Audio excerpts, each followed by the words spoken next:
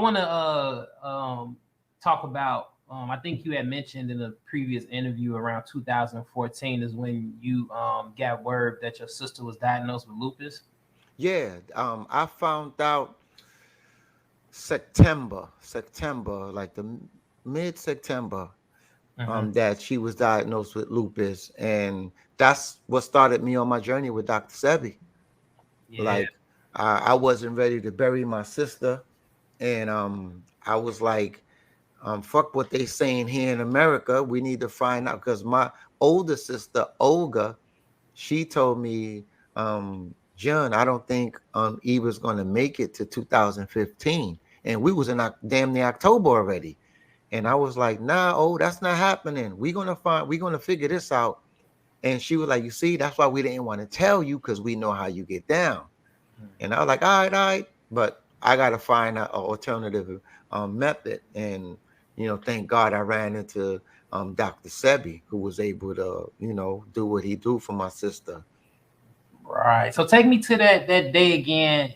You said you have been going to the Usha village, Hmm. trying to get in, but you couldn't Yo, get in. Go I take us I'm through. I I get the Honduras from New York, and I'm asking, yo, where Dr. Sebi live? And they say he live right there in Usha Village. I'm like, Usha Village, the one we pass by all the time? They say, yeah, Dr. Sebi live right there. I'm like, we lit. I'm on my way. I drive over there. I get there. Security guard, nigga got a big ass gun, like Mm. big ass gun. I'm like, yo, I'm here to see Dr. Sebi. I'm from America. They ain't give a fuck. They was like, you can't come in here. Like, you can't come here unless you got an appointment or somebody, and they let you in. Mm-hmm. So Junior had one of those. Salute to Junior. That's my boy now. But back then, I wanted to strangle him. I wanted to strangle him. um, he was like, "I'm sorry. These are just the rules. We don't know who you are. We can't just walk up in here like that." I did that for about 4 days. Mm-hmm. Fifth day, I was like, my girlfriend, my wife now, but she was my girlfriend at the time. She was like, um, babe, won't you just pray? And I'm like, there you go with that praying shit. I'm trying to get in here and you telling me to pray. So I'm like, I ain't doing all of that. I'm if I gotta get a damn pogo stick and jump that wall, I'm getting in there. Mm-hmm. So, but before I went to bed, you know how your wifey tell you something and you try to talk all that shit, but when you by yourself, you like, I was like, what can it hurt? Yeah. Yeah. Yeah. So I prayed to my ancestors. I prayed to God. I like whoever's listening up there, whoever can hear me. To be honest with you, Mm-hmm. I need help. I need help. If that's the man that's going to help my sister, please. And I went to bed. I woke up in the morning. I got a Facebook message. It was from a young lady. First, we was arguing about this other person, that a mutual friend of ours. And then I was like, you know what? I ain't even got no time for all this shit and this, and that. And and she was like, I was like, I don't want to say the young lady name, the other young lady name, but I was like, yo, y'all need to handle that business. I'm not out here on that bullshit. No disrespect to you and your family, but I got other things to do. And she Mm-hmm. was like, yeah, Mr. G, I understand.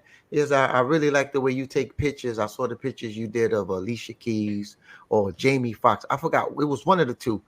Mm-hmm. And then she was like, well, if you ever in Honduras, we could do bit. I want you to take pictures of my family business. So I was like, what's your family business? And she said, Usha Village. So instead of me counting my blessings, I got tight. I thought it was one of my boys or homegirls that was messing with me because they knew I was trying to get in there. So she was like, I was like, yo, this is a joke. It ain't funny. And then I said, do you know who Dr. Sebi is? And she said, that's my daddy. I Wow. was like, yo, I'm trying to get in Usha right now. I'm trying to get in Usha right now. I need to talk to your father. And she said, well, come tomorrow. So I went the next day. That was October 5th. I went. And when I got there, when I no, I met Dr. Sebi October 5th. I went like October 3rd or some shit like that. When I got there, the security looking at me like, this motherfucker don't listen. Right. They giving me that look like, bruh. You got clearance today.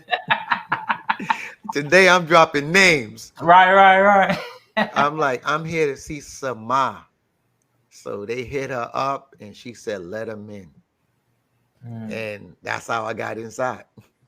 Wow. So is Usha Village is it like a gated community, or was it owned by Dr. Sebi? How was it?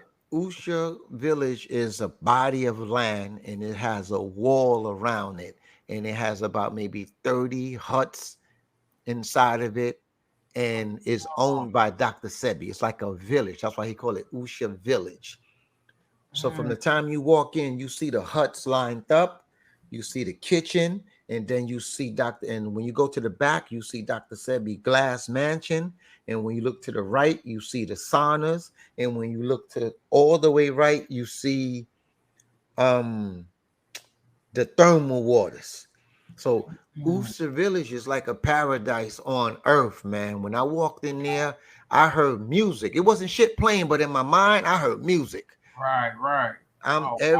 Every step I took was like a step further to helping my sister. So it was a beautiful experience.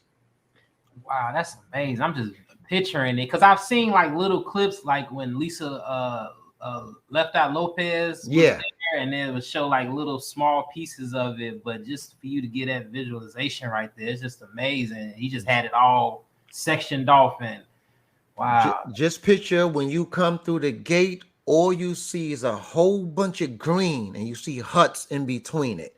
Then you see like a thermal waters going between the huts. I mean, it's a beautiful place. It's a beautiful place. Do you know how long it took for him to build that? I have no idea. Dr. Sebi and I, we talked about everything except healing. That's why I always tell everybody when they think I'm a healer, do I know what Dr. Sebi know? Now, he was my friend. He wasn't my teacher. Right. So, and you said when you first met him, with you having your first initial being A and your last initial being G, that his mother had told him something. Tell us about that. Yo, that was crazy. I walked up from his house is a glass mansion, so you could see him from outside. So I asked this guy named Aurel. I said, "Yo, I'm trying to get in contact. Can I just walk in Dr. Sebi's house?" They told me I could go in. So he was like, "Yeah, he's right there. You don't see him?" I was like, "Oh yeah." I just saw like imagine he's 6'3", but imagine seeing him through glass. When you see him through glass, he looked like he was like 9 feet. Right. I'm like, God damn. So when I walked in, he was stirring some tea, and he had on a all white long, like an African t-shirt. And like I said in my book, I remember thinking this nigga looked like he needed a steak. He was so skinny. He was tall as hell. So instead of looking at me, he started walking upstairs. So I'm like, okay, what the hell do I do? And then the girl who was babysitting his daughter, or the nanny, she told me to follow him. So I followed him upstairs, and all this time he didn't say one word. He sat down on his bed, and I sat down on this thing close to his bed. It's like a bench. And he had the pictures that I took on his bed of Usha, because I took pictures of Usha, and I put more trees where it was like with Photoshop, I just made it look better.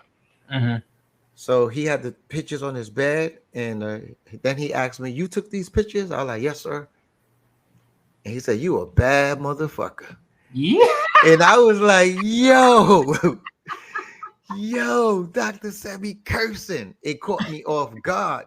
Because like I told everybody, I was expecting him to be levitating and like Gandhi or real down to earth. Huh? Yeah. He said, "You a bad mother. Man, you bad." And then I was like, "Thank you, sir." And then he was like, "Right here, you did this, or it was a scrape here, or everything I did in Photoshop, he was able to point out to me." So I was like, wow. So then he was like, he put the pictures down and said, "Okay, nigga, what you want?"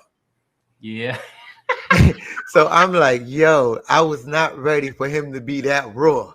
Oh, that's beautiful. That's beautiful. That's So beautiful. I was like, well, Mm. my sister's dying of lupus, and I'm here. I want to know if you can help her. He said, oh man, lupus ain't shit.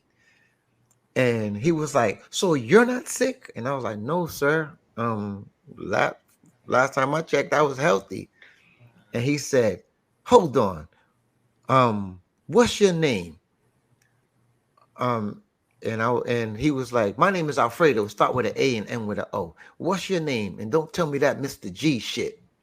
And I was like, it's Abelardo. He said, that starts with an A and end with an O, right? I was like, yes, sir. And then he was like,